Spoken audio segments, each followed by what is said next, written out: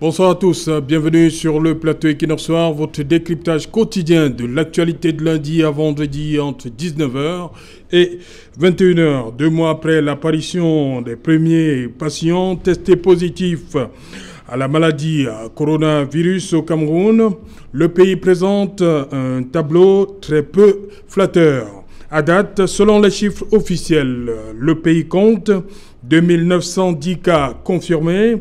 1697 malades ont recouvré la santé, alors que l'on regrette la disparition de 139 malades Covid-19, ce qui représente un taux de létalité de 4,7% contre environ 60% de taux de guérison. Certes, selon les spécialistes ainsi que les pouvoirs publics, si le comportement de la maladie est loin d'être comparable à ce qui s'est vu dans les grandes démocraties, cela ne signifie en rien que la situation est maîtrisée. Malgré les mesures d'assouplissement, la grande interrogation demeure: à quand le pic des contaminations? Madame, Monsieur, tout à l'heure à 20h, c'est la grande édition d'information qui vous sera présentée comme tous les vendredis par Nadine Yambou. Tout de suite après, ce sera le débrief du journal et tout de suite, le fait du jour.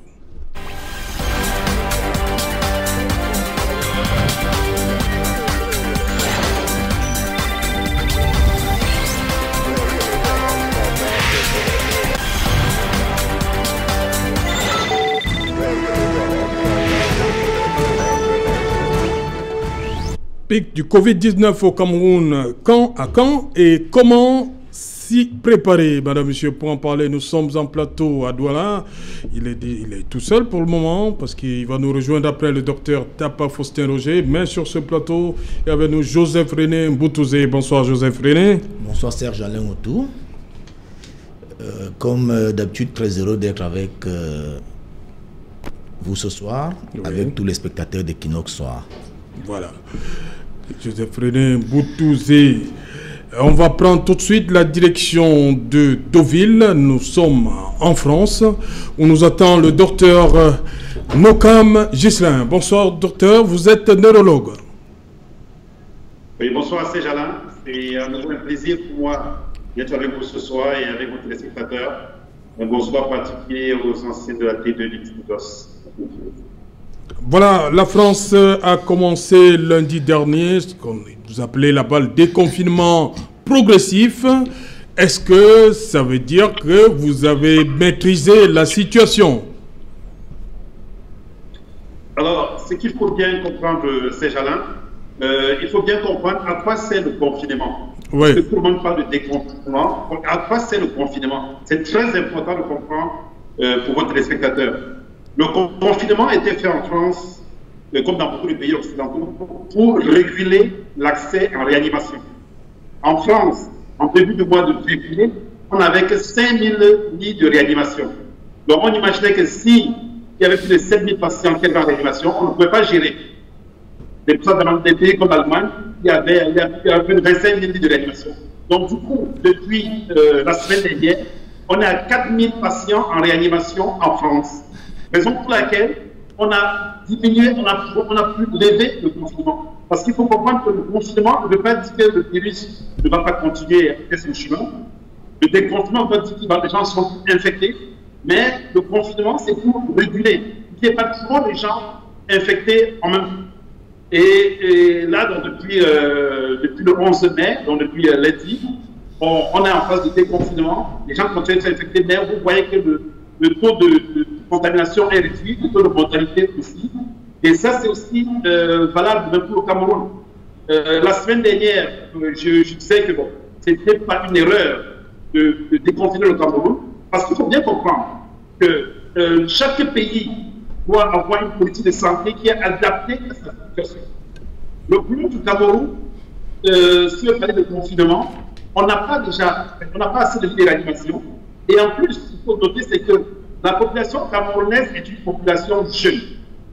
Le coronavirus, ceux qui vont surtout décéder, c'est des personnes, ici en France, 75% des gens décédés avaient 75 ans. 75% des gens avaient 75 ans.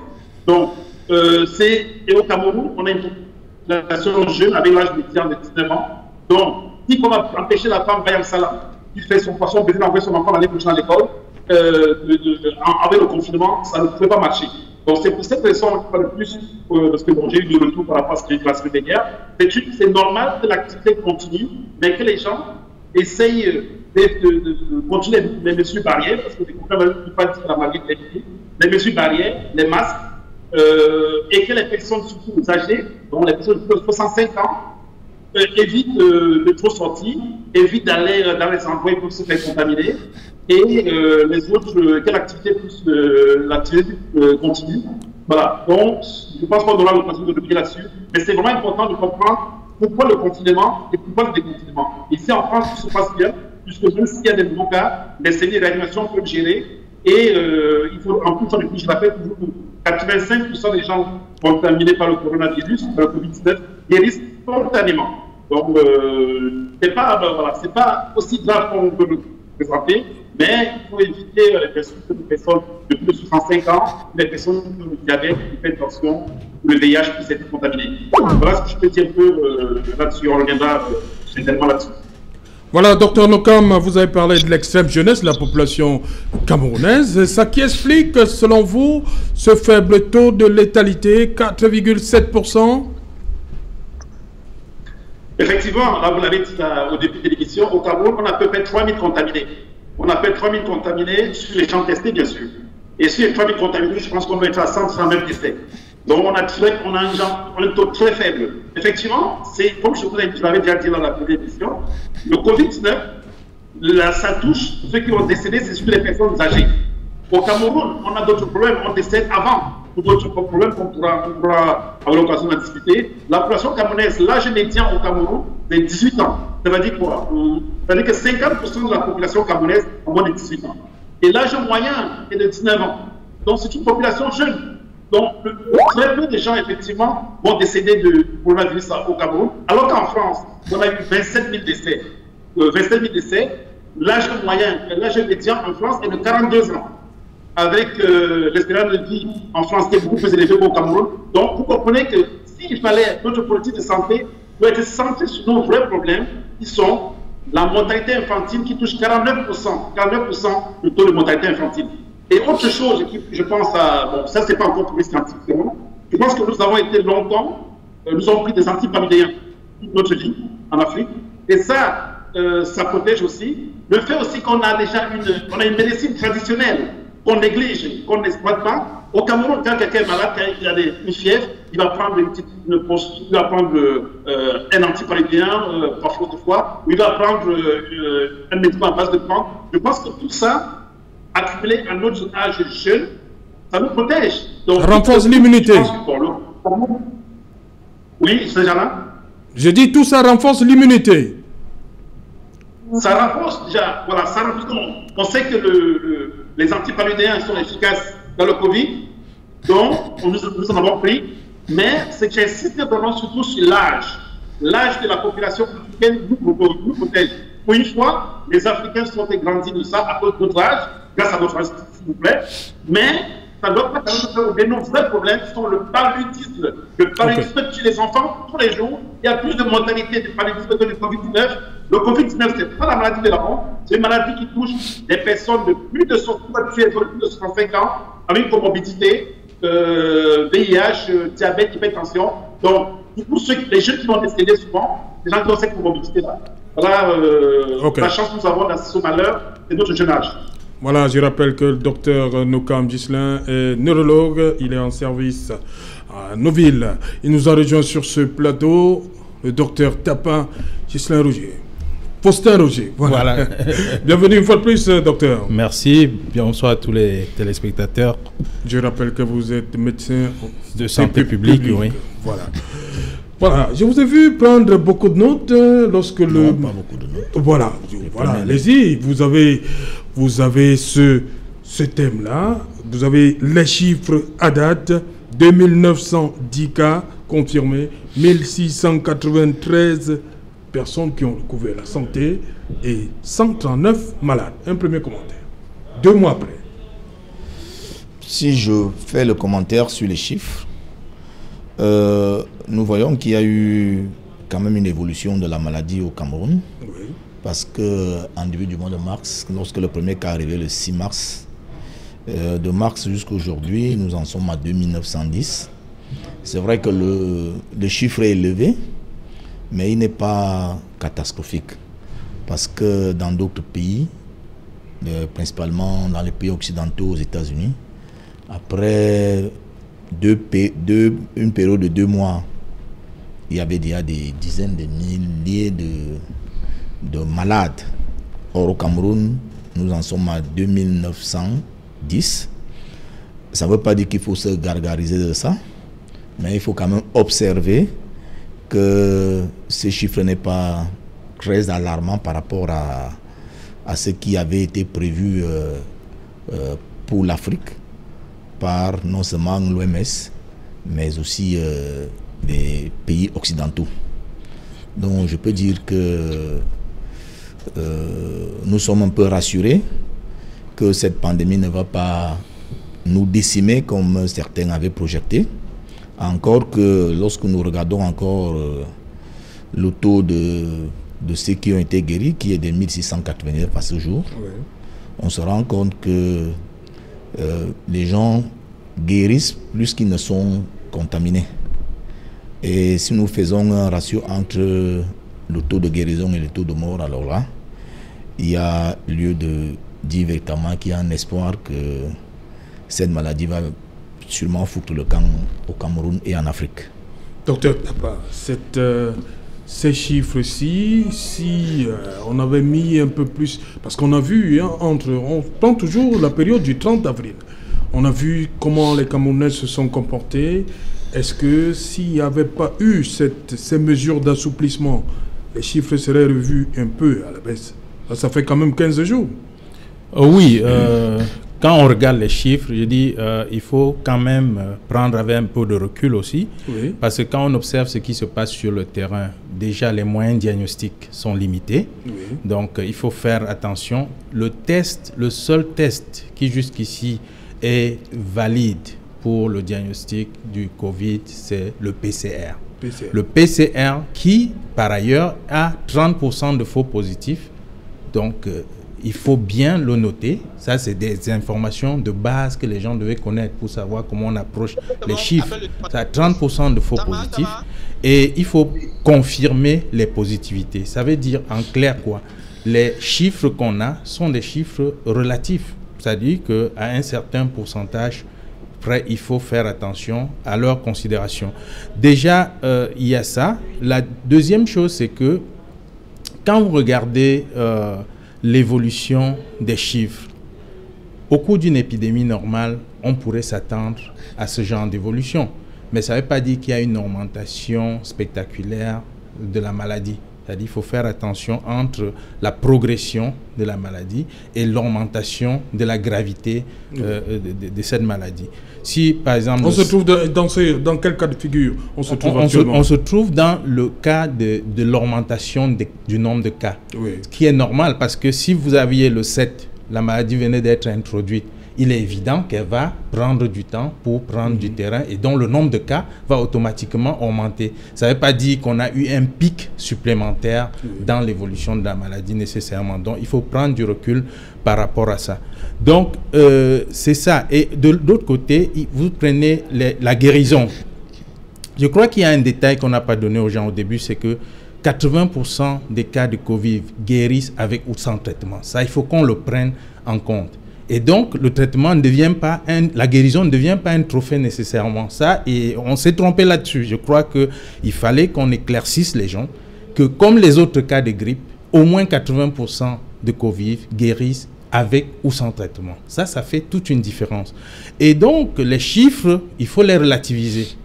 Les chiffres, il faut les relativiser et maintenant revenir au contexte. Est-ce que vraiment on a une augmentation du nombre de cas parce que la maladie a augmenté ou parce qu'on a augmenté le nombre de personnes testées? Ça, c'est autant de questions qu'il faut se poser. Le 7, on ne testait pas autant de personnes qu'on les teste aujourd'hui. Donc, c'est normal que si on a testé 100 personnes, qu'on n'ait plus de cas positifs que si on avait testé 10. Ça, c'est comme ça qu'il faut analyser ces chiffres. Et du coup, on ne peut pas tirer des conclusions hâtives au vu de l'évolution des chiffres. Voilà. Docteur Tapa, je reste avec vous. Il y a cette question qui revient depuis. À quand le pic?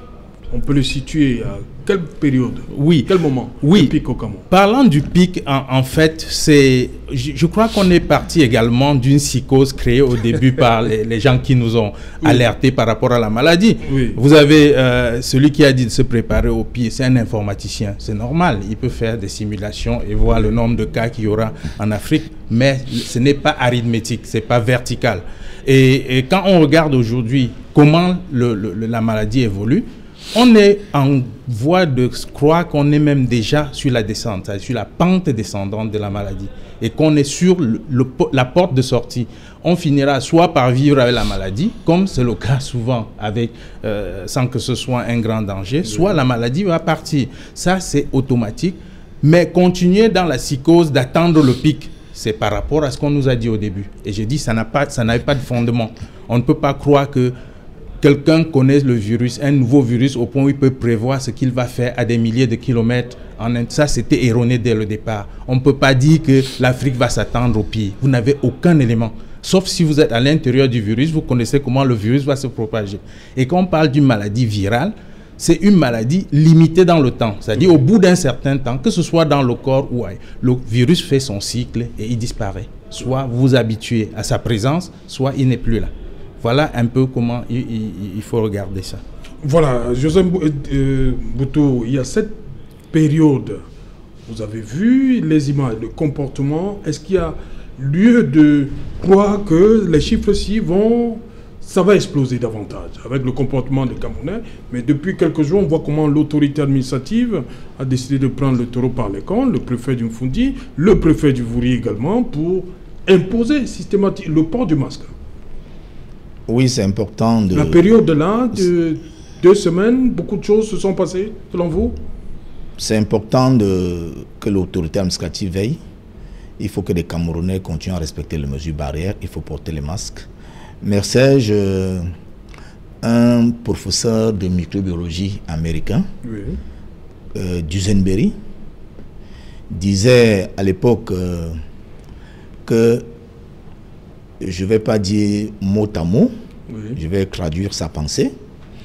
Il disait, la plupart des maladies que nous avons ne viennent pas forcément du fait de la présence des germes pathogènes dans notre environnement. Ça vient davantage de l'incapacité de nos organismes à s'adapter à l'environnement. Moi, je pense que au fur et à mesure que la maladie reste, les gens s'adaptent à l'environnement de cette maladie. Le docteur t'a pas dit qu'on peut même continuer à vivre avec. Il y a un responsable de l'OMS qui a dit hier que le coronavirus peut ne plus jamais disparaître. Ça veut dire qu'il y a une possibilité que ça reste une maladie de saison, exactement comme les autres formes de grippe sont arrivées. Mais maintenant, il revient à chaque être humain de pouvoir s'adapter à l'environnement sanitaire actuel. Ça doit être un défi personnel pour chacun de dire il y a le coronavirus. Si les autres s'amusent, si les autres veulent mourir de cette maladie, moi je ne m'amuse pas et moi je ne mourrai pas de cette maladie. Ça doit être un défi personnel. Moi, et je le confirme ce soir, Serge Jardin, je serai parmi les gens qui survivront à cette maladie. Et il faudrait que ceux qui nous écoutent, que chacun, à son niveau, dise en 2021, je serai encore là parce que moi, le coronavirus ne va pas me tuer. C'est cet état d'esprit conquérant-là qui permet en sorte que nous puissions résister face à la maladie. Parce que il faut savoir que l'homme, au-delà de sa dimension physique, l'homme a d'autres dimensions qui sont tout aussi importantes et qui contribuent à renforcer le corps, qui est la dimension physique qui permet à l'homme de pouvoir se mouvoir dans la matière. Donc, en dehors du corps qui est dans la matière, l'homme a d'autres dimensions spirituelles qui renforcent la présence de l'homme dans la matière. Et cela participe donc de la foi et de tous tout ce que nous posons comme acte spirituel au quotidien. Parfois même la prière, les gens peuvent s'en moquer. Donc il y a tous ces éléments qui montrent que le virus, lorsqu'on prend conscience et qu'on se dit, moi je suis un homme, c'est l'homme qui dompte la nature, le virus ne peut pas me dompter. On est protégé et on a des armes et des capacités qui nous permettent. Mais on se protège aussi. Hein, oui, j'ai commencé par dire que les gens doivent continuer à respecter les mesures barrières, c'est important. Oui. Voilà. Docteur Tapa, vous parliez de cette courbe-là qui serait descendante. Oui, à mon avis, je pense qu'on est au niveau de la courbe descendante. Donc le pic est passé, ça veut dire, docteur Tapa? À mon avis, le pic est passé. À mon avis, le pic est passé. Et il faut pas être sorcier pour le prévoir. On est parti sur des théories au départ. Oui. La réalité nous a prouvé le contraire. Je sais pas ce que les gens attendent pour faire face à la réalité. Le pic qu'on a prévu n'est pas arrivé. C'est pas arrivé par miracle. L'épidémie a une courbe de progression. Et on est en droit aujourd'hui de se dire que cette courbe est sur la pente descendante, sans trop risque de se tromper. Ce qu'il faut que les gens comprennent, c'est que nous devons sortir de la psychose de la maladie. Parce que c'est cette psychose, en fait, qui est le problème. Le problème aujourd'hui, ce n'est plus la présence du virus, c'est comment nous voyons le virus et comment nous vivons le virus. Comment en sortir, puisqu'on en parle tous les jours? Voilà, il faut que les gens, quand on parle de santé, généralement, on parle de santé physique. On a pris l'habitude, c'est-à-dire de parler, d'assimiler la santé à la maladie. C'est pour ça que c'est devenu trop populaire. Mais en fait, quand vous regardez la santé aujourd'hui, il y a 5 piliers qu'on ne peut pas contourner. Et parmi les piliers, il y a la santé de l'esprit. La santé de l'esprit, beaucoup vont s'imaginer comme pourquoi on parle de la santé et on parle de l'esprit. La santé de l'esprit, c'est notre vision des choses qui a un impact automatique sur la façon dont ça se répercute sur notre santé. Et quand on regarde ça aujourd'hui, vous avez un ensemble dans la santé de l'esprit, vous avez 2 choses. La santé consciente, c'est-à-dire que votre conscient, vous réfléchissez, et la subconsciente. Nous réagissons dans la vie notre réaction dans la vie est basée sur les expériences que nous avons enregistrées dans notre subconscient. C'est-à-dire que si vous avez appris à paniquer devant les situations, chaque fois que vous êtes face à une situation, ça revient. C'est-à-dire que ce n'est pas vous qui le voulez, mais votre réaction, ça sera la panique. Si vous avez appris à vivre la psychose devant les alertes, chaque fois que vous êtes dans une situation, c'est la psychose qui revient. Ce n'est pas vous, c'est votre subconscient. Et aujourd'hui, il faut que les gens se déprogramment. C'est-à-dire qu'en fait, la solution repose là. Il faut se déprogrammer. Il faut déprogrammer son subconscient des expériences du passé. Et en matière de santé, il faut carrément se déprogrammer de ce qu'on a l'habitude de vivre. C'est-à-dire l'OMS, avec tout ce qu'ils apportent, les paniques qu'ils créent et tout ça. Il faut que les gens se déprogramment. Il faut que l'Africain comprenne que, comme le disait le copanéliste tout à l'heure, il doit se prendre en charge, il doit être responsable de sa santé. Et cette déprogrammation est capitale pour que notre état de santé soit retrouvé. Vous voyez, si vous ne cherchez pas à vous débarrasser de la psychose, vous vivez la peur. La peur, c'est un immunodéprimant connu. C'est l'un des grands éléments qui déprime. Et quand vous déprimez votre armée, votre système de défense, ne vous attendez pas à un miracle quelconque. Donc, la solution aujourd'hui passe par cette déprogrammation de notre subconscient. Qu'est-ce qu'on a enregistré jusque-là? Apprendre des autres, paniquer quand les autres ont dit de paniquer, se ressaisir quand les autres ont dit de se ressaisir. Il est temps que les Africains comprennent. On doit avoir notre propre système d'alerte, notre propre système d'analyse et notre propre système de tirer des leçons des situations qu'on vit. Depuis que le Covid est là, aujourd'hui, on devait être en train de tirer des leçons et d'avancer en corrigeant ces leçons. Ce n'est pas après, ce n'est pas longtemps après qu'il faut le faire. Donc, il faut cette déprogrammation pour nous permettre de sortir de la situation actuelle. Il faut cesser d'être à l'écoute de l'OMS pour savoir ce qui se passe au Cameroun. Ça, je dis, il faut que les gens se rendent à l'évidence. Mais docteur, c'est pas grave? Non, c'est pas grave. C'est pas grave. Et j'assume ce que je dis parce que jusqu'ici, c'est la clé. C'est ça qui nous a tués, le système de santé. En tant que médecin de santé publique, on vous dit, vous ne pouvez pas aider une communauté que vous ne connaissez pas. C'est impossible. Vous ne pouvez pas aider quelqu'un dont vous ne connaissez pas les priorités. Les priorités d'un Camerounais aujourd'hui, ce n'est pas connaître comment on va combattre nécessairement le virus, c'est connaître comment améliorer ses conditions de vie. Et du coup, il faut connaître qu'est-ce qui empêche à sa vie d'être améliorée. Je vous ai pris des exemples ici. Je suis toujours étonné qu'au XXIe siècle, une organisation mondiale qui s'occupe de la santé des populations ne pose pas la question de l'eau potable, qui est une question fondamentale en matière de santé. Vous ne pouvez pas. Tant que l'OMS vient ici faire son cinéma sur les autres aspects, les vaccins, les machines, si vous prenez tous les vaccins, c'est 12 maladies. À côté, il y a la diarrhée, il y a les malnutritions, il y a les trucs qui tuent les enfants tous les jours. La mortalité infantile est élevée. Donc, il y a un besoin urgent. Et ils le connaissent. La déshydratation, c'est un tueur silencieux, que ce soit pour l'adulte que pour l'enfant, parce qu'on a l'impression de croire souvent que c'est un problème des enfants.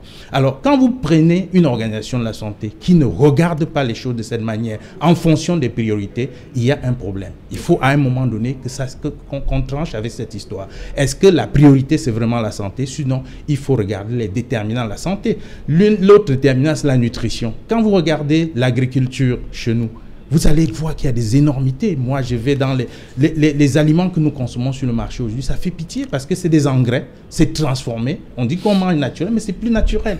Ah, qui s'occupe de ça? Qui alerte par rapport à ça? Personne. Et ça, c'est le travail de l'organisation de la santé. Si vous vous occupez de la santé de la population, un, vous vous occupez de ce qu'ils boivent. Deux, vous vous occupez de ce qu'ils mangent. Ouais. Et trois, vous vous occupez de comment ils se comportent. Et ça, vous avez vu, le déconfinement s'est passé sans problème. La pollution sonore est revenue. La pollution sonore, c'est un tueur. On ne silencieux. Peut pas, très silencieux. Dans une population, vous ne pouvez pas prendre un quartier qui est éveillé jusqu'à 4 h le matin. Les gens qui dorment là-bas sont productifs dans la journée. C'est impossible. La mémoire est programmée pour se reposer à un certain moment donné. Mais on est revenu dans le même contexte comme si rien ne s'était passé. Ça veut dire qu'on ne tire pas des leçons. Pendant ce temps, on est à l'écoute de l'OMS. On est à l'écoute. Non, il faut que les gens reviennent sur place, qu'on prenne en charge notre système et qu'on essaye de faire nos priorités en fonction des besoins locaux. Voilà, docteur Nokam, je sais que vous allez réagir à la suite du docteur Tapa. Voilà, vous réagissez d'abord, ensuite vous répondrez à ma question. Une actualité scientifique plutôt favorable pour l'Afrique, parce que ce qu'on a prédit ne s'est finalement pas produit par rapport à l'hécatombe en Afrique.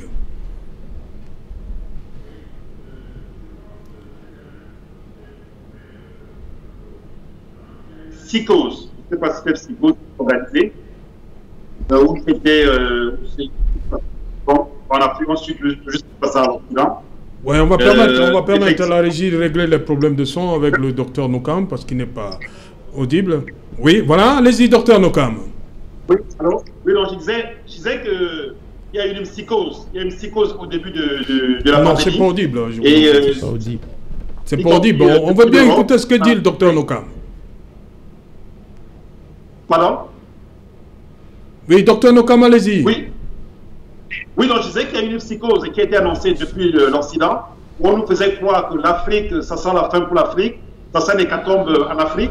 Oui. Mais il y a des éléments, comme disait tout à l'heure mon confrère sur le plateau, docteur Tapa, il y a des éléments de prendre en compte.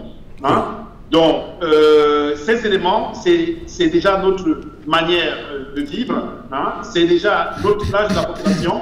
Donc, les études scientifiques aujourd'hui confirment bien sûr bien que c'est une maladie qui, dans tous les pays qui ont été touchés, touche surtout les personnes âgées. 87% des personnes de plus de 65 décédées avec 65 ans, 87% en Afrique, et il n'y a que 1% des gens décédés qui ont moins de 50 ans.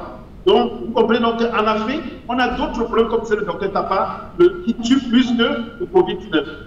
Je reviens, excusez-moi, le ministre sur le confinement. Est-ce que vous savez que pour moi, dès le premier jour, je trouvais que le confinement était plutôt une mesure dangereuse pour l'Afrique. Je m'explique. Dans beaucoup de familles en Afrique, les gens vivent 4, 5, 6, 7, 8 dans une maison. Il n'y a pas de l'eau potable. Ils n'ont pas de frigo chez eux.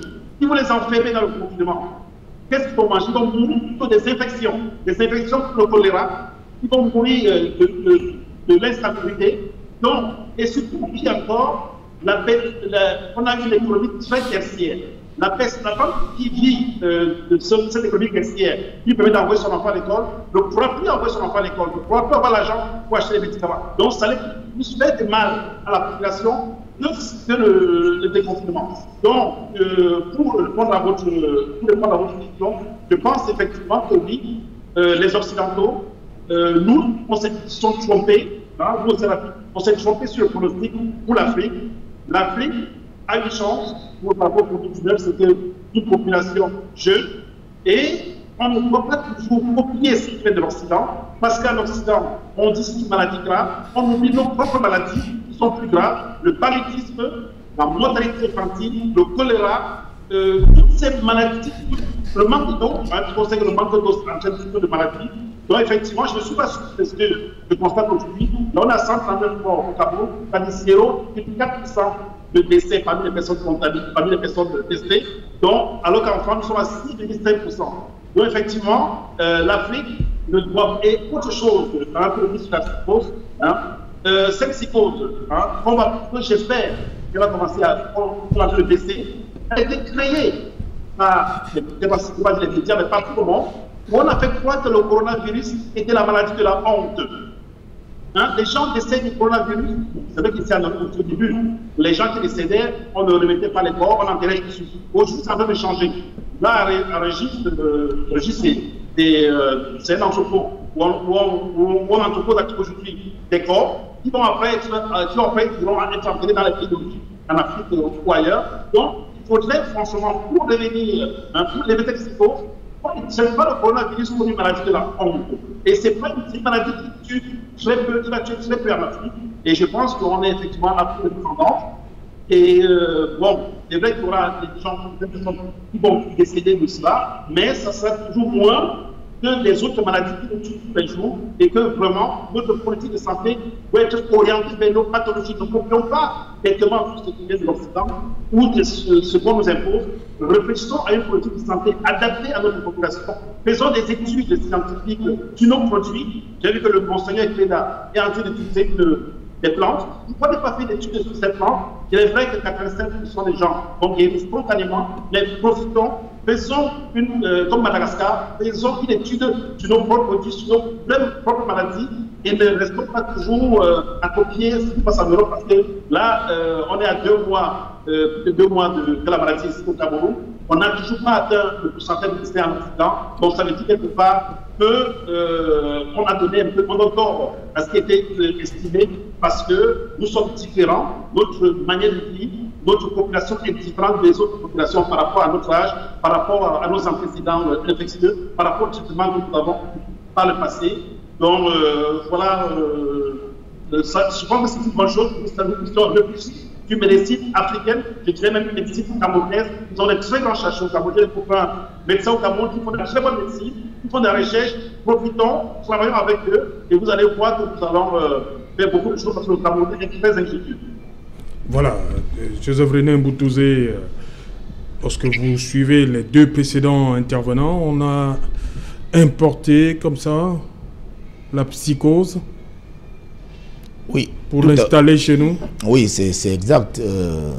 Vous savez, lorsque l'Occident panique, c'est tout le monde entier qui panique. Et vous voyez, nous avions l'habitude, dans nos pays, de regarder plus les chaînes de télévision d'ailleurs que nos propres chaînes de télévision. Oui. Nous avions plus confiance à ce que disent les influenceurs d'opinion d'ailleurs. Oui. Nous avions plus confiance à tout ce qui est fait ailleurs. Donc le Made in Afrique, le Made in Cameroun est totalement délaissé à tous les niveaux. C'est une psychose qui a véritablement été importée et qui s'est installée. Mais je pense que après le 30 avril, oui. On a beau critiquer la mesure qui a demandé... Donc le gouvernement a eu raison d'assouplir, je ne peux pas, vous savez, les actions publiques, oui. On ne peut pas les évaluer à court terme. Oui. On évalue toujours l'action publique à partir du moyen terme. Oui. Lorsqu'on commence à observer les effets. Or maintenant, après une décision qui ne dure que depuis 1 mois, oui. On ne peut pas véritablement encore observer les effets. Donc, 2 semaines même, hein, c'était le 30 avril. 2 semaines, le 30 avril. Vous voyez, donc on ne peut pas encore observer les effets. Est-ce que les effets sont positifs? Est-ce que les effets sont négatifs? Donc on ne peut pas apporter un jugement crédible là maintenant. Et c'est comme ça avec toutes les actions publiques, il faut donner un peu de temps pour aller dans l'environnement et regarder les effets. Mais ça a quand même aidé à dégrammatiser. Oui. Parce qu'il y avait une forme grammatique de la chose qui ne permettait pas aux esprits des Camerounais de bien accueillir la maladie. Parce que je disais tantôt que l'esprit a un rôle important pour le maintien du corps physique. Vous savez, il peut arriver que quelque chose qui vous touche sur le plan émotionnel affecte le physique de façon visible. Si par exemple on vient vous annoncer une mauvaise nouvelle là, on ne vous a pas tapé dessus. C'est quelque chose, c'est une information qui a secoué votre siège émotionnel et directement on va voir le corps physique réagir à travers les larmes. Vous voyez, donc ça veut dire qu'il y a toujours une forte relation entre les autres parties immatérielles de l'homme. Il y a des gens qui n'acceptent pas que l'homme a des parties immatérielles, pourtant c'est une réalité, entre les autres parties immatérielles de l'homme et le corps physique qui est juste la partie de l'homme qui s'émeut dans la matière. Donc c'est très important de soigner les esprits. Vous savez que l'une des causes de mortalité dans le monde entier, c'est des maladies qui sont dues au stress. Est-ce que les maladies qui sont dues au stress sont l'œuvre des microbes? Non, pas du tout. Voilà. Ça veut dire que vous vous mettez dans une situation où vous délaissez totalement votre corps physique avec des pensées négatives et il finit par être affecté par ces pensées négatives et disparaître. Donc c'est des problématiques qu'il faut aborder, certes sur le plan scientifique, mais aussi c'est des causeries éducatives que des gens doivent avoir dans les communautés pour que des gens puissent comprendre que leur attitude face à l'environnement est déterminante pour le maintien de leur corps en bonne santé. C'est très important, Saint-Germain. Docteur Tapa, on a suivi le docteur Nokam. Est-ce que le mode, c'est-à-dire le confinement des populations, comme on l'a vu dans les démocraties occidentales, est-ce que ça pouvait marcher au Cameroun? Très difficile. Très difficilement, ça pouvait marcher pour plusieurs raisons. Je crois que les populations occidentales n'apprennent pas à confiner quand il y a une crise. C'est-à-dire que c'est une question de culture. On apprend à se mettre ensemble, à obéir à des mots d'ordre avant même que le problème ne se pose. C'est un problème de culture et un problème de responsabilité individuelle et collective.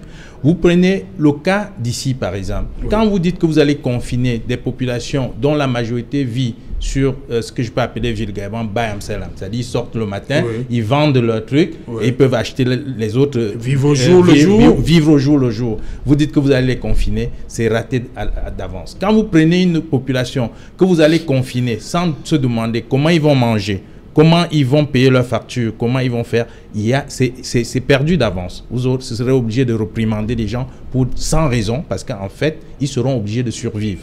Donc, le confinement, en fait, c'était pas une bonne approche. Mais compte tenu de la condition spécifique du virus qu'on vivait, c'était nécessaire quand même de contenir les gens pendant un certain temps. Ça, c'était nécessaire pendant un certain temps. C'est comme le stress. Quand ça dure, ça devient mauvais. Mais quand c'est court, ça peut réparer quelque chose. Donc, confiner les gens pour une période raisonnable, c'était nécessaire. Et le problème aujourd'hui, ce n'est pas tellement le déconfinement, c'est qu'on a déconfiné sans tirer des leçons du déconfinement. Je prends un exemple bête, c'est que autant on va attendre pour voir les effets, autant il y a des résolutions qu'on pouvait tirer. Par exemple, on s'est rendu compte que les gens à 18h rentraient chez eux. C'est déjà bien. Hein? On pouvait ouvrir les bars en disant, OK, jusqu'à 22h cette fois quand même. Hein? On pouvait, voilà une leçon tirée, parce que ça a fait du bien aux gens. Les gens ont repris à vivre normalement, on peut profiter pour les régler. Ça, c'était quelque chose. On a raté à ce niveau. Oui, on pouvait dire 20h, vous rentrez en famille comme d'habitude, mais désormais, vous pouvez de 18h à 20h profiter comme avant de vos loisirs. Ça, c'est quelque chose que je trouve qu'on a raté. La pollution sonore, c'est-à-dire que la musique qui tape partout, dans la nuit et partout, on pouvait dire à partir maintenant de peut-être 19h, 20h, il n'y a plus de musique qui tonne dans le... Ça permet aux gens de récupérer un mode de vie. Une population productive a besoin des conditions productives. L'une des conditions productives, c'est le sommeil. Si vous ne dormez pas, vous ne pouvez pas être productif. C'est impossible. Le corps est ainsi fait et il a ses exigences. Donc, on pouvait profiter pour régler ne serait-ce que ces petits aspects en déconfinant les gens. C'est ça qu'on déplore. Maintenant, ok, on a déconfiné, ce n'est pas tard. Il est temps maintenant de se mettre au travail et de corriger progressivement les petits aspects qui empêchent à la société, effectivement, de fonctionner. Docteur Tapa, je reste avec vous pour quelques minutes avant qu'on aille en France. Depuis le 30 avril, avec ces mesures d'assouplissement, et depuis quelques jours, on constate, à partir du 30 avril, on a vu un relâchement des mesures barrières, et depuis quelques jours, des autorités administratives ont décidé de prendre le taureau par les cornes, le préfet. On va toujours citer le préfet du Vouri, le préfet du Fundi, voilà. Tous insistent sur le port obligatoire du masque. Oui, le port obligatoire. On peut tout faire, comme vous avez parlé de pollution sonore, mais c'est le masque qui est l'élément, qui est la barrière principale. Qui est la barrière principale. Ce qu'il faut préciser, c'est que le masque, il est important. Oui. On dit que le virus n'est pas airborne. Donc, le virus n'est pas dans l'air, il ne circule pas dans le vent comme on peut croire. Oui. Mais les gouttelettes de la personne contaminée peuvent contaminer les autres. Oui. Donc on peut porter le masque dans les milieux. Donc, pour le personnel santé, c'est évident qu'ils sont au contact des malades. Dans les milieux, par exemple, dans le taxi, vous devez porter votre masque. Mais il faut limiter aussi le port de masque parce que vous ne pouvez pas porter un masque continuellement pendant 8 heures, pendant 6 heures, comme les gens ont tendance à le faire. Ça crée d'autres problèmes. Le fait de recycler le gaz carbonique que vous rejetez, c'est un problème parce qu'à la fin, vous respirez l'oxyde de carbone qui crée l'hypoxie, c'est-à-dire la baisse du taux d'oxygène. Donc voilà un autre problème. Voilà un autre problème qui peut dérouler du port du masque continu. Donc c'est des détails, il faut éduquer les gens par rapport à l'intérêt du port du masque. D'un, c'est nécessaire. Oui. Deux, il faut aussi qu'ils sachent limiter parce que de plus en plus, si vous regardez dans les voitures, les gens sont dans les voitures avec le masque, ils sont seuls mais ils ont le masque. Ça n'a pas de justification parce que ce n'est pas un virus qui est dans le vent pour que vous n'êtes qu'en contact. Ça ne peut être qu'en contact de quelqu'un qui vous passe ses gouttelettes ou machin. Et ça, ce n'est pas... c'est connu, le virus, c'est une particule inerte. Ce n'est pas une particule vivante qui se balade dans la nature. M. Bouto, vous voulez réagir avant qu'on aille en France? Oui, je voulais dire qu'en réalité, il n'y a même pas eu confinement au Cameroun. Oui, il n'y a pas eu. On a juste pris la mesure de fermeture des restaurants, des bars et des débits de boissons après 18 heures. Je ne sais pas si c'est que les gens ont qualifié de confinement. Et puis, ce n'est que cette mesure, d'ailleurs, sur les 13 mesures qui a été la plus célèbre, et lorsque le gouvernement a apporté non seulement des mesures additionnelles, mais aussi des appuis, mesures de soutien, ce n'est que une fois de plus la mesure de levée, de fermeture des bars à 18 heures qui a ébranlé l'opinion au point où on a dit on n'est plus déconfinement. Or, le confinement était une organisation je peux dire familiale ou bien entrepreneuriale. C'est chaque entreprise qui essayait de s'organiser pour éviter qu'il y ait des masses de personnes au sein de l'entreprise. Ou alors dans les maisons, on essayait de se discipliner pour ne pas aller dehors n'importe comment. Bon, si c'est ça que nous on appelle au Cameroun le confinement, moi je pense qu'il n'y avait véritablement pas de confinement au Cameroun. Les gens ont continué à aller réaliser leur activité commerciale, professionnelle sans problème. Mais je voudrais, avant que vous repartiez en France, dire que le coronavirus reste une réalité. Oui. Nous devons nous protéger. Les gens doivent continuer à respecter les mesures barrières. Je ne cesserai jamais de le dire. Même comme je pense que nous avions aussi d'autres types de combats communautaires ensemble que nous pouvons mettre en œuvre pour que dans l'avenir, nous soyons souvent prêts à accueillir ce genre de maladies qui nous sont importées d'ailleurs, avec toute la psychose que cela accompagne et qui nous est importée ailleurs. Voilà, docteur Nokam, les chiffres aujourd'hui, hein, le Premier ministre l'a dit, 2900 cas confirmés, 1697 personnes ont recouvert la santé, 139 décès. Est-ce que vous pensez qu'on n'a pas encore... Est-ce qu'on a déjà atteint le pic selon vous? Bien le pic, vous le situez à quelle période, à quel moment? Oui, je pense que pour parler par rapport à la France a fait 2 à 3 semaines d'avance par rapport au Cameroun. Et les premiers cas au Cameroun, je pense, c'est mi-mars, je crois, si je ne me trompe pas. Et donc, France a fait public depuis déjà plusieurs semaines, où il y a moins de patients qui arrivent en réanimation, moins de décès chaque jour. Mais je pense qu'au Cameroun, on aurait une situation différente. C'est-à-dire, on pourrait avoir une montre qui va durer sur plusieurs mois, plusieurs semaines, voire plusieurs mois, avec très peu, comme on le constate tout de suite, très peu de patients qui vont toujours continuer à être contaminés. On n'aura pas des pics, comme on avait un pic en cloche, un pic et après, ça va descendre. Je pense qu'au Cameroun, il faut qu'on s'attende. Il faut qu'on sache qu'on va vivre, on va maintenant vivre avec cette maladie. Ça ne veut pas dire qu'on aura toujours des infectés. Même peut-être en décembre, on aura toujours des cas. On ne sait pas encore si c'est vraiment une maladie saisonnière. Donc, si ça l'était, chez nous, on a presque le même temps, il n'y a pas d'hiver chez nous. Donc, je pense qu'on aura en permanence des cas. Raison pour laquelle le masque, pour ma part, devrait entrer dans nos habitudes de vie. Parce que, comme je vous l'ai dit, pensons à nos aînés qui ont plus de 65 ans, mais 87% des décès en France. Donc, je suppose qu'au Cameroun, c'est un peu le cas. Donc, le fait de mettre le masque, c'est pour éviter de contaminer cela. Parce que la plupart de la population aura certainement le virus. 85% ne vont pas développer la maladie, mais seront contagieux. Donc, pour moi, je pense que le pic, on l'atteint, et je pense qu'on aura toujours des cas. Et là, on est à 100%. Non, on regarde depuis le début de la maladie jusqu'aujourd'hui, on n'a jamais eu, comme on pense, où on a eu des pics, des décès, et les jours, on a eu 400 décès par jour en France. Ça, au Cameroun, on a des décès un peu tous les jours, mais très peu, très peu. Et je pense que ça va continuer comme ça. Mais pour éviter cela, mettons les masques pour éviter de contaminer les anciens, protégeons-nous, hein, et que les autres, tous ceux qui ont les comorbidités, ils se confinent eux-mêmes. Hein. N'allons pas, une fois de plus, dans les villages vers les personnes âgées, vers nos anciens, parce que beaucoup de gens sont contaminés et que notre courbe sera différente de la courbe de la France. Un peu comme on a vu, je crois que c'est un peu dessus, on a vu une courbe qui était différente de la courbe française et espagnole, italienne. Il n'y aura pas vraiment de véritable pic. Ça sera une courbe très différente de ce qu'on observe en Occident.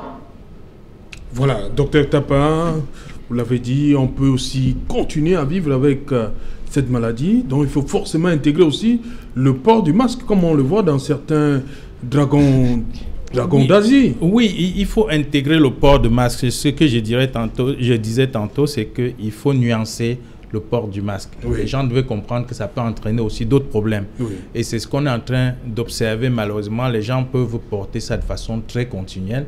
Et bientôt, ça sera un autre problème. Il faut comprendre que c'est pour protéger les autres et vous protéger. Donc, dans les milieux où il y a des gens, où vous êtes plusieurs, c'est nécessaire. Mais quand vous êtes vraiment dans un milieu relax, où vous n'avez pas besoin de masque, comme dans la voiture, vous n'avez pas besoin d'être seul dans la voiture et porter un masque. Donc, il faut que les gens comprennent qu'on peut nuancer. Par contre, le personnel hospitalier qui est en contact avec des gens malades tout le temps doivent porter leur masque dans le but de les protéger ou de se protéger également. Okay. Voilà, Joseph René Mboutou, le masque, il doit rentrer dans nos habitudes. Hein. On risque d'intégrer ça finalement. Il doit rentrer dans nos habitudes. Il est même déjà dans nos habitudes. Mais Serge Alain, je pense... lorsque vous regardez, vous faites un tour là, il a fallu que des préfets se mettent, sortent pour que les gens recommencent à mettre les masques. Mais il y a des... Les masques sont... On a tombé les masques après le 30 avril. Je crois qu'il y a quand même une forte activité autour de la distribution des masques. Oui. Il y a des... Et les dons du président de la République, les dons de suivi Cameroun, et des dons divers que les Camerounais offrent à leurs concitoyens, qui manifestent quand même le fait que le masque est présent au Cameroun. Mais le masque est présent, mais il est sous le menton. Vous avez vu hein, oui, mais vraiment, là sous le... avant qu'on... Vraiment, Serge Alain, moi, je crois que dans cette affaire de Covid aujourd'hui, il y a peut-être une problématique que les gens négligent un peu, qui porte quand même sur la prise en charge de ceux qui sont morts du Covid. Comment cela se passe après. On a la chance d'avoir des médecins ici. est-ce qu'on est vraiment obligé d'enterrer ces corps de Covid comme on les enterre maintenant? Parce que lorsque nous voyons ça, c'est comme si la personne qui est morte meurt 2 fois. Parce qu'il y a une forme de profanation. Il faut que les scientifiques se prononcent un peu là-dessus. Voilà, parce que nous allons quand même encore enregistrer quelques décès au Cameroun. Il faut quand même que les scientifiques se prononcent là-dessus. C'est cette séparation-là qui fait mal. C'est en fait... Moins de 12 heures, il paraît. Oui, c'est les déviations qu'on a eues avec le Covid-19. Il faut le reconnaître. Parce qu'il n'y a pas de preuve scientifique qu'un cadavre contamine facilement les autres tout autour. Et si c'était le cas, c'est quand vous avez manipulé le cadavre de façon à ce que ces gouttelettes peuvent sortir. Vous imaginez un corps inerte, ce n'est pas évident du tout. Donc, il n'y a aucune preuve que le cadavre peut contaminer. De l'autre côté, la conception du mort chez nous a totalement changé. Oui. Le mort, ce n'est pas... La seule différence entre le mort et nous, c'est qu'on respire. C'est tout. C'est il n'a plus la respiration qu'on a. Ça ne veut pas dire qu'il manque de dignité, ça ne veut pas dire qu'il manque de respect. Vous imaginez un enfant qui vient de perdre son père, il ne peut même pas le voir. C'est catastrophique. Je ne sais pas quel problème on a résolu. Il est même enterré. Et d'où on est parti avec ça. De cette terre. Oui, ça a créé un tas de problèmes sociaux qu'on peut aujourd'hui se rendre compte. Je ne sais pas comment on va réparer ça, mais il est temps que les gens réalisent. Il faut réparer ça. Mais il faut réagir. Il faut réagir. Il faut vraiment que l'opinion réagisse par rapport à ça. Il faut respecter les morts. On est obligé de respecter les morts. Si les gens qui enterrent là, prennent des précautions, pourquoi la famille ne peut pas prendre les mêmes précautions pour honorer leur mort à l'enterrement? Et généralement, on s'est comporté comme si tu étais mort. C'est un paquet de virus qui est couché là. Ce n'est pas normal, c'est pas vrai. C'est pas vrai scientifiquement, ça n'a pas de sens. Et c'est une vraie déviation. On a vu de toutes les couleurs. Quand vous suivez dans la rue, il y a tellement de choses qu'aujourd'hui, on va revoir. Ok, je crois qu'on va revenir là-dessus en deuxième partie. Elle est déjà là, Nadine Yambou, comme tous les vendredis. Bonsoir Nadine, au menu ce soir. Bonsoir, c'est Jean-Léa Autour. Bonsoir également à vos invités. Ce soir, nous reviendrons sur ce scandale enregistré à l'hôpital central de Yaoundé. Une femme perd ses quadruplés après un accouchement prématuré, faute de couveuse. La fête défraie la chronique depuis quelques jours du côté de Yaoundé, dans la région du centre.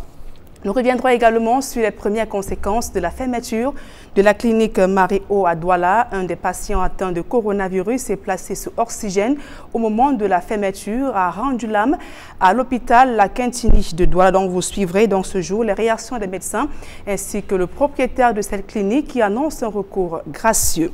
Et depuis le déclenchement de la pandémie du coronavirus, de nombreux patients atteints d'autres pathologies désertent les hôpitaux. Le taux de fréquentation a baissé dans la région de l'Est Cameroun. La plupart des personnes interrogées craignent de se faire contaminer par le virus et les médecins là-bas se plaignent de l'absence d'équipement. Il faut donc signaler que ce point était au centre d'une session extraordinaire du Conseil de l'Ordre national des médecins tenue ce jour à Yaoundé. Et sur l'affaire Atangana Manda, RFI réaffirme son soutien à Alain Foka et dénonce des insinuations à caractère ethnique proférées par ce cadre en service au ministère de la Communication, Serge-Alain Otto. Voilà, madame, monsieur, c'est dans l'essentiel du journal que va vous présenter Nadine Yambou dans un instant. Quant à nous, on va se retrouver pour Equinox Soir, deuxième partie. Nous serons et à Douala et à Deauville en France avec nos 3 invités.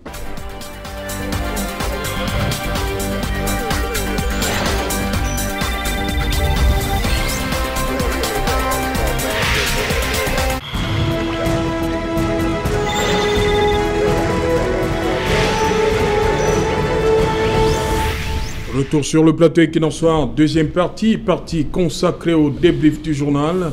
Nous sommes toujours en compagnie ici en plateau de Joseph-René Mboutouzé et du docteur Tapa. Joseph-René Mboutouzé, je commence par vous.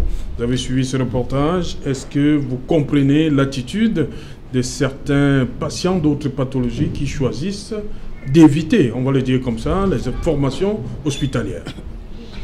Oui, je comprends, compte tenu de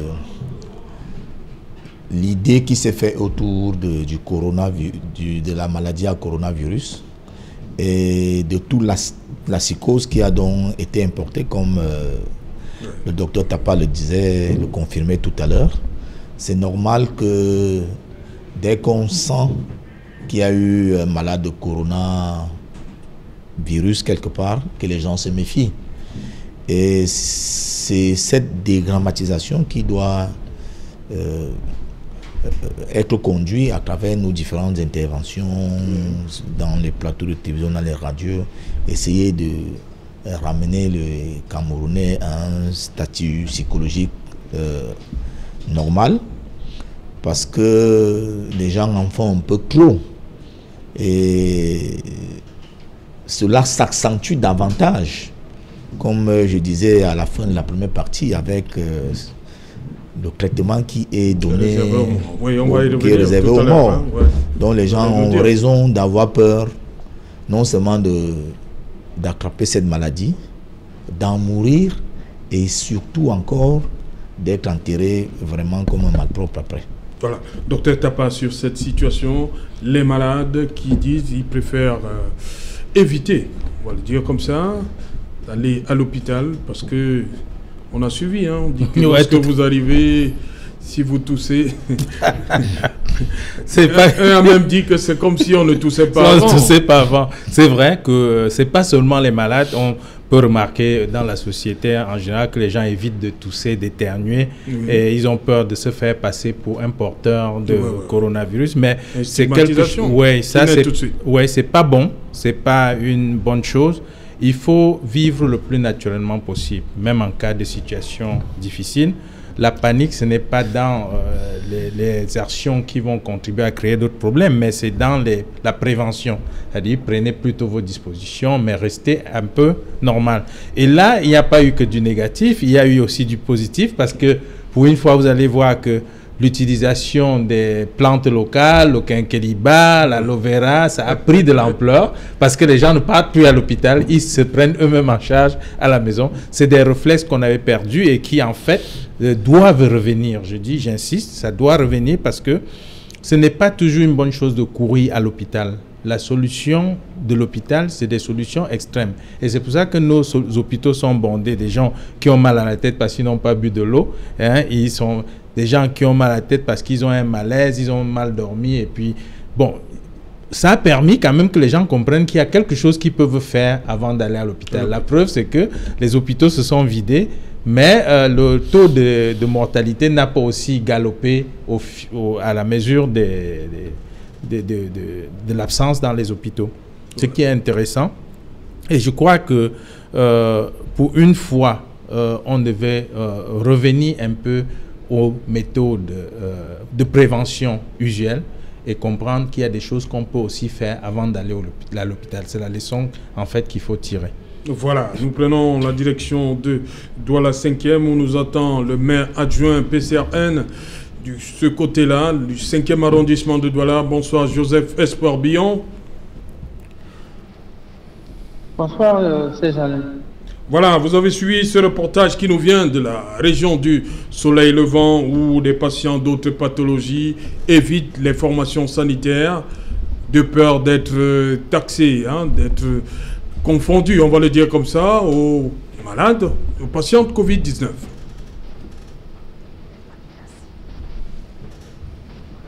Cela relève simplement de la confiance que les Camerounais ont plus aux institutions. Voyez-vous, si vous devez aller à l'hôpital, ça devait être parce que vous êtes malade, donc vous partez là-bas parce que vous avez confiance à votre médecin. Mais si vous devez partir à l'hôpital parce que vous avez mal à la tête et que pour finir, on vous fait découvrir que le mal de tête est subitement le Covid-19, il y a de quoi s'inquiéter. Je suis donc parmi ces nombreux Camerounais qui pensent que certaines brebis galeuses se sont laissées initier dans le traitement du Covid-19, et en sorte que si vous avez le paludisme qui vous dit que vous avez le Covid-19, ou alors si vous mourrez du paludisme, qu'on annonce que vous êtes mort du Covid-19. Malheureusement, je n'ai pas le temps de ce que j'avance ici, donc je ne vais pas faire de ça une parole à gens contents. Je préfère seulement continuer à dire que ça pourrait exister.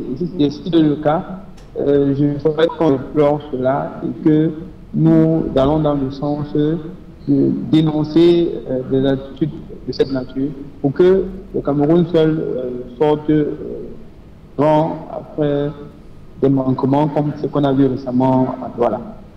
Voilà, je reste avec vous, Joseph Espoir Billon. Il y a ce débat qui a cours depuis que les premiers décès sont enregistrés. Il y a à peine, c'est maxi 12 heures et ces personnes sont portées en terre. Est-ce que, comme beaucoup disent, c'est une seconde mort? Ces personnes, certains pensent qu'il n'y a pas la dignité qui devrait accompagner les morts. Je ne sais pas si c'est une intox ou alors c'est vérifié. Imaginez qu'on vous déclare mort du Covid-19 après que vous soyez mort à 18h et qu'avant 6h du matin, vous êtes enterré à l'une des cimetières de Douala. À 6h30, vous êtes déterré pour aller être enterré dans votre village. Supposons ça, là c'est un cas de figure. Alors, après 6 mois, ou même, je sais pas moi, après 1 mois, 2 mois, 3 mois, alors qu'on sait que le temps d'incubation du Covid-19, c'est 14 jours, ceux qui vous ont déterré pour aller vous enterrer dans leur village n'ont pas les symptômes. Peut-être qu'ils sont des porteurs sains, je veux penser que c'est le cas. Il y a de quoi penser à un moment que les gens qui ont dit de vous que vous avez le Covid-19 sont peut-être des charlatans. Ou alors, il y a de quoi douter. Lorsque toute maladie devient subitement une maladie de Covid-19. Donc, si vous mourrez aujourd'hui, votre famille est en droit de douter de ce que le médecin peut dire. Si on dit que Serge Alain Autou est mort du Covid-19, nous sommes aujourd'hui, nous autres Camerounais, en droit de douter d'une déclaration comme telle, alors que le patient devrait toujours avoir confiance à son médecin. À qui la faute? Est-ce que la faute est au gouvernement? Est-ce que la faute est à l'éducation de tous les Camerounais? Je ne saurais répondre à cette question. Ok. Joseph René Mboutou, vous êtes particulièrement dérangé par cette façon, on va dire, expéditive là, d'enterrer, de mettre sous terre les personnes décédées des suites de Covid-19. Oui, je suis dérangé parce que non seulement que nous n'avions pas encore une confirmation scientifique et prouvée que le corps des personnes mortes par la Covid sont si dangereux comme on nous le présente. Nous espérons qu'on profite de cette dangerosité, peut-être pour tirer la sonnette d'alarme, pour espérer faire peur aux gens et par ricochet les amener à prendre fortement conscience de la situation de la maladie. Je suppose que c'est peut-être la tactique qui est utilisée aujourd'hui là. Mais au-delà des résultats que cette tactique peut apporter, mais il reste que lorsqu'on enterre des gens, des morts dans les conditions actuelles, cela est très difficilement acceptable. Lorsque vous avez vécu ça de trop près, moi je l'ai vécu il y a 2 jours, et ça continue aujourd'hui à me traumatiser parce que il y a un jeune de Saint-Mélima qui est décédé de suite de Covid dans un hôpital de Douala. Je ne veux pas prononcer les noms des acteurs. Décédé dans un hôpital de Douala. À quelle heure? Aux environs de 16 heures. Après l'éclatation de prise en charge du corps par la morgue, il a été demandé à la famille de trouver un lopin de terre nuitamment et de venir avec un cercueil pour l'inhumation. Et là, il fallait se dépêcher, il fallait aller au pas de course. Pendant ce temps, il y a un aîné qui a pris sur lui de faire la proposition d'une ambulance médicalisée. Lorsque je dis une ambulance médicalisée, vous comprenez ce que ça veut dire. Ça veut dire tout le confort qui permet de prendre véritablement... Avec? Oui, ambulance médicalisée force naturellement avec le personnel avec. Pour que le corps puisse partir de Douala à l'intérieur de cette ambulance médicalisée. Je crois que pour partir de Douala, pour 100 éléments, c'est tout au plus 6 heures de temps, pour que le concerné puisse être enterré immédiatement à l'arrivée, mais les autorités de Douala ne l'ont pas accepté. Ils sont dans leur droit de refuser, puisque c'est forcément les consignes du gouvernement d'agir dans ce sens. Et la famille a aussi accepté, puisque on ne peut pas dans ces conditions faire le bras de fer avec l'autorité. Mais seulement, ce qui a été constaté, et ça je l'ai vécu, c'est que une fois le cercueil arrivé à l'hôpital, moi je n'ai pas vu l'ombre d'un médecin ou d'un infirmier. Ce sont les membres de la famille du disparu qui ont porté le corps, le mettre dans le cercueil, porter le cercueil, le mettre dans le corbillard. Et je voudrais vous rappeler que, compte tenu de l'urgence du temps qui avait été donné à la famille de trouver un cercueil, comme le décédé avait une forte corpulence, il n'avait pas été possible de trouver un cercueil confortable pour son gabarit. Donc, le cercueil là n'était même pas bien fermé. Mais ce sont les familles qui ont manipulé ce cercueil. Ce que j'ai vu, c'était 2 agents de police municipale qui sont venus sur une moto, et même ils n'avaient que des masques en tissu. Et lorsque le corps arrivait au cimetière de PK12, ces 2 agents municipaux, eux-mêmes, ils ne veulent pas contacter la maladie, ils ne veulent pas mourir. Ils étaient placés à bonne distance. Et c'est la famille qui a encore transporté le cercueil de l'ambulance jusqu'à la tombe de fortune qui avait été faite pour pouvoir enterrer ce mort. Alors je me suis demandé comment on peut refuser la proposition d'une ambulance médicalisée qui va enterrer le corps dans les délais de temps, c'est-à-dire 12 heures, pour qu'à la fin, on se retrouve dans une prise en charge totale et complète du mort, du cadavre par sa propre famille. Si la dangerosité du cadavre du coronavirus était donc avérée médicalement et qu'il faille que les gens ne s'approchent pas du corps une fois la personne décédée, ça veut dire qu'on a totalement exposé non seulement la famille, mais tous les gens qui sont venus accompagner la dépouille. Je vous dis qu'il n'y avait même pas un seul personnel médical. Alors pourquoi les autorités ont refusé de donner le corps à la famille si la prise en charge de l'enterrement doit finalement revenir à la famille? Okay. C'est un véritable problème. Okay. Et il faut que pour la suite, que les scientifiques au Cameroun se prononcent. Il faut que les gens se prononcent, il faut que les scientifiques se prononcent. C'est triste de pouvoir vivre ce genre de situation-là. Ok, voilà. Docteur Tapa, vous venez de suivre ce témoignage sur la... Vous semblez douter de la dangerosité, on va le dire comme ça. Je ne doute pas de la dangerosité du corps, mais tout simplement, pour qu'un corps soit contaminant avec un virus, un cadavre, disons-le ainsi, soit contaminant avec le virus, il faut que ce soit exceptionnel. C'est-à-dire qu'il faut d'abord manipuler le corps et qu'il l'explose même pour laisser les gouttelettes contaminantes. Parce que n'oublions pas, le test du Covid-virus se fait par les prélèvements nasopharyngés. Oui. Donc, c'est les gouttelettes qui permettent de faire le... Donc, la contamination se fait par ces gouttelettes.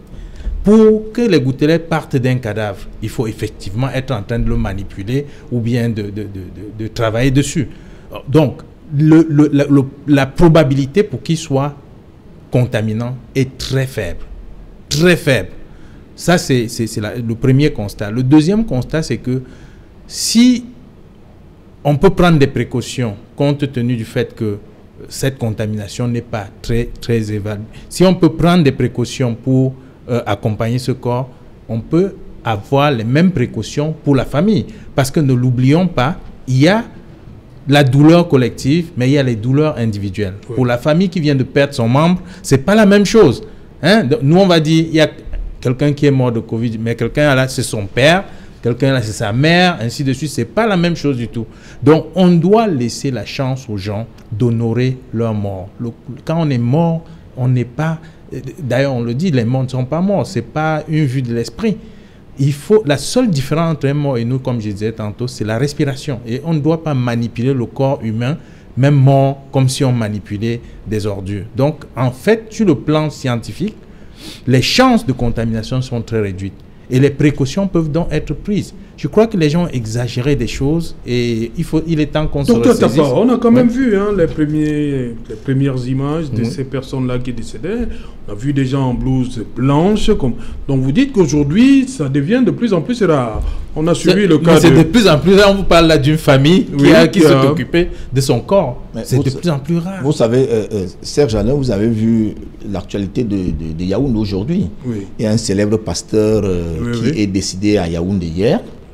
Et sa famille avait souhaité l'enterrer du côté de Zouétélé, là où il est mort. Une fois de plus, cela n'a pas été accepté. Mais si vous pouvez voir les images qui ont circulé, il y avait des milliers de personnes au niveau du quartier Anguissa. On ne pouvait pas maîtriser cette foule. On ne pouvait plus se soucier des mesures barrières. Et je crois que les quelques personnes en combinaison blanche qu'on a vues là, c'était simplement dû au fait que c'était une célébrité et tout le monde savait que c'est une actualité qui allait envahir les réseaux sociaux et même les télévisions. C'est pour cela que vous avez pu les voir. Mais ailleurs, on ne voit pas ces infirmiers qui viennent accompagner la famille pour les enterrements. Okay. Regardez ce qui s'est passé à Yaoundé, c'était suffisamment grave. Il y avait des forces de l'ordre qui étaient dépassés et ils ont simplement abandonné les choses. Alors, on pose la question, quelle était la différence de faire cet enterrement-là à Anguissa ou aller à Zouétélé lorsqu'on sait que Zouétélé est à 1h30 de Yaoundé. Mais où est la pertinence, Serge Alain? Où est la pertinence de ces décisions-là? Ok. Oui, docteur Tapa, vous achevez votre propos? Oui, je crois qu'il y a sûrement des choses à corriger à ce propos. Le respect des morts, c'est quelque chose qui est fondamental. Il ne faut pas que, parce qu'il y a une épidémie, on transige avec les valeurs fondamentales. Je crois que, comme je disais, un mort, ce n'est pas un objet, et un mort, c'est une personne. Et il faut respecter la douleur de ceux qui ont perdu leur mort. Je crois qu'on. Mais en même temps, certains pensent que on veut protéger ceux qui vivent, ceux qui sont vivants. C'est pas vrai. C'est pas vrai. Je crois que si le monde était si automatisé, on ne vivrait même pas du tout. Oui. Il faut que les gens arrêtent d'exagérer des choses. On ne peut faire que dans les limites des êtres humains. Et les êtres humains, c'est des gens qui réfléchissent, c'est des gens qui réajustent, c'est des gens qui adaptent. Il est temps qu'on comprenne qu'il y a eu des déviations, peut-être liées aux individus qui menaient la barque en ce moment, et qu'on peut corriger. Je crois que c'est pas tard, on peut le faire, mais il faut le reconnaître. Il n'y a pas de justification formelle de ce genre de comportement, et on doit revenir aux valeurs fondamentales. Oui, voilà. Serge Alain, je voudrais encore dire un mot là-dedans. Oui, rapidement. Mais voyez ce qui se passe. La personne décède, la personne ne fait plus de mouvement. La personne devient inerte, comme le médecin a dit. Ouais. Je crois que s'il y avait des gemmes dans son corps, on peut traiter le corps. Oui, bien sûr. Voilà. Maintenant, lorsqu'on a fini de traiter le corps, avant de mettre dans le cercueil, on les met d'abord dans des formes de housses. Et je crois que ces housses-là doivent pouvoir protéger l'extérieur par rapport au corps qui est entré dans la housse. Si en plus on met dans un cercueil zingué, pourquoi ne pas transporter le corps d'une distance à une autre, au moins pour que la terre, ses ancêtres puissent accorder la légèreté au monde. Tout à fait. C'est un problème. Joseph Espoir Billon, est-ce que vous avez quelque chose à redire sur cette, on va dire, cette façon d'enterrer les morts du Covid-19? Est-ce que c'est à revoir? Serge Alain, évidemment que c'est à revoir. Je voudrais ici faire remarquer que tout ce que nous faisons à propos de Covid-19 est importé. C'est du copier-coller occidental. Ça veut dire que ce qui est vrai en France, pour ceux qui l'implémentent au Cameroun, est vrai au Cameroun. Donc, moi, je voudrais peut-être qu'on rappelle aux décideurs que nous sommes d'abord africains et que les réalités de l'Afrique ne sont pas forcément les réalités de la France. Si en France, c'est cette opération-là qui consiste à détruire directement le corps d'une personne morte de Covid-19, au Cameroun, chez nous avons nos ancêtres. Moi, je n'aimerais pas que si je meurs du Covid-19, que je sois enterré de cette manière. Donc, je ne peux pas le souhaiter pour personne d'ailleurs. Je pense que, imaginons-le, je ne le souhaite pas. C'est d'ailleurs le dernier de mes souhaits, que le président de la République venait à mourir du Covid-19. Vous pensez qu'on devait l'enterrer dans ces mêmes conditions?